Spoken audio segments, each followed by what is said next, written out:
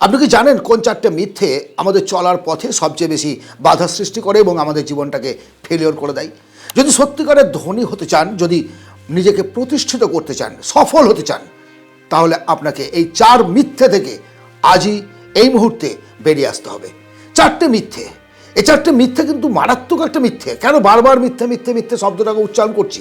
কারণ আমরা এর খোলসের ভেতরে এমনভাবে জন্ম থেকে ঢুকে আছি যে নিজেদেরকে কখনো টেনে বার করতে পারি না। মিথ্যে নাম্বার ওয়ান, আমার কাছে প্রচুর টাকা থাকবে তারপর আমি বিজনেস শুরু করব।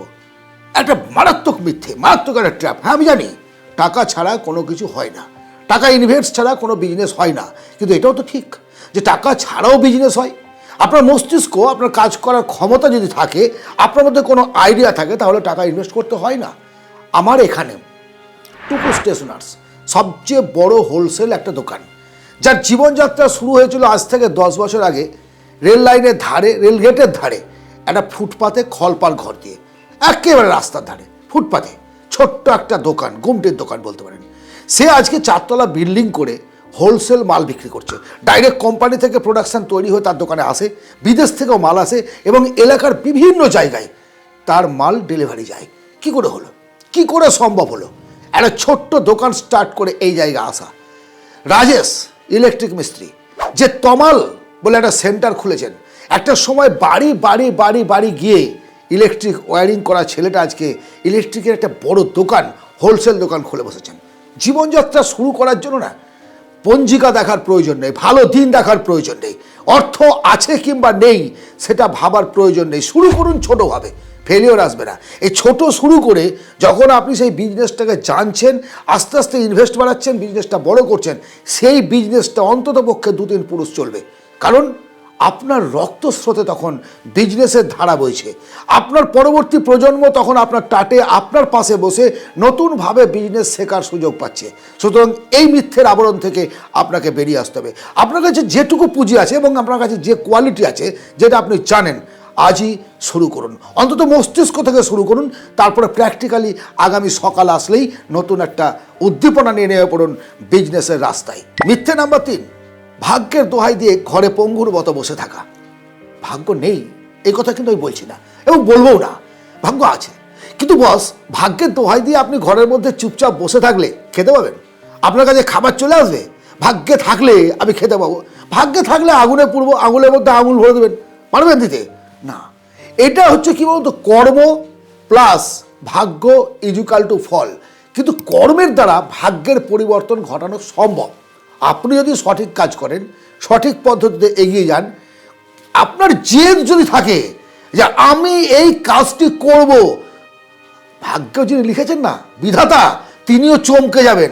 তিনিও চমকে যাবেন আপনার জেদ দেখে, যে সারা কত বড় জেদ ধরেছে রে, একে করতে দিতে হবে একে। আর এটা নিয়ম।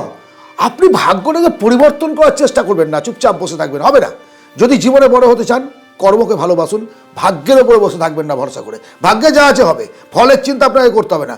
আপনি কাজ, পড়াশোনা কমপ্লিট করে পরীক্ষা দেওয়া, অর্থাৎ আপনার কাজ হচ্ছে জীবন যুদ্ধে নেমে গিয়ে ইনকামের জন্য রাস্তা খুঁজে নেওয়া, সফল হওয়ার জন্য কাজ করা, আপনার জীবনের উন্নতির জন্য কাজ করা। অটোমেটিক আপনার ভাগ্যের পরিবর্তন আসতে বাধ্য। আমি কাজ করলে ফল পাবোই, ভুল কাজ করলে নয়, ভুল কাজ করতে না। সঠিক পদ্ধতিতে সঠিকভাবে আপনাকে কাজ করতে হবে এবং সামনের দিকে এগিয়ে যেতে হবে। মিথ্যে নাম্বার 4, অন্যরা যা করছে সেই কাজটা করলে আমি সফল হব। আমরা অনেকে এটা ভাবি কিন্তু, যে আমি এই প্রফেশনে এসেছি, এই প্রফেশনে না এসে যদি আমি অ্যাডভোকেট হতাম তাহলে বোধহয় বেশি ইনকাম করতে পারতাম।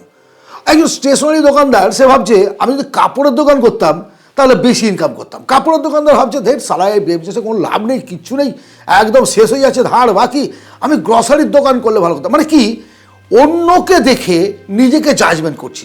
আমি আমার অবস্থার উন্নতির কথা চিন্তা করছি না, সে কীভাবে বিজনেস করছে এবং তার বিজনেসের ইনকামটা আমার চোখে ভালো লাগছে। দূর থেকে ঘাস সবুজই মনে হয়, যখন আপনি কাছে যাবেন না তখন একদম ফাঁকা, দূরে দূরে দূরে দূরে 2-4টে ঘাস পাতা পড়ে আছে। জীবনটাকে কখনো কারোর সঙ্গে কম্পেয়ার করবেন না। আপনি একটা আলাদা মানুষ, আপনার মধ্যে আলাদা জ্ঞান আছে। আপনি যেটা পারেন সেটা অন্য কেউ পারে না। আপনি কি পারেন সেটাকে খুঁজে বার করুন এবং সেই পদ্ধতিতে আপনি এগিয়ে চলুন। প্রত্যেকটা ক্ষেত্রে অনেকেই বলে কম্পিটিশন, কম্পিটিশন তো আছে ভাই, কম্পিটিশন নেই মানে কি?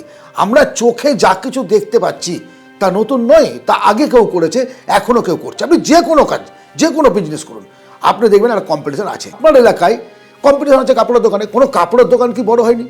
গ্রসারির দোকান কি বড় হয়নি? স্টেশনের দোকান কি বড় হয়নি? সে কীভাবে হয়েছে? সে কীভাবে এগিয়ে গেল? তাহলে আপনি কেন পারছেন না?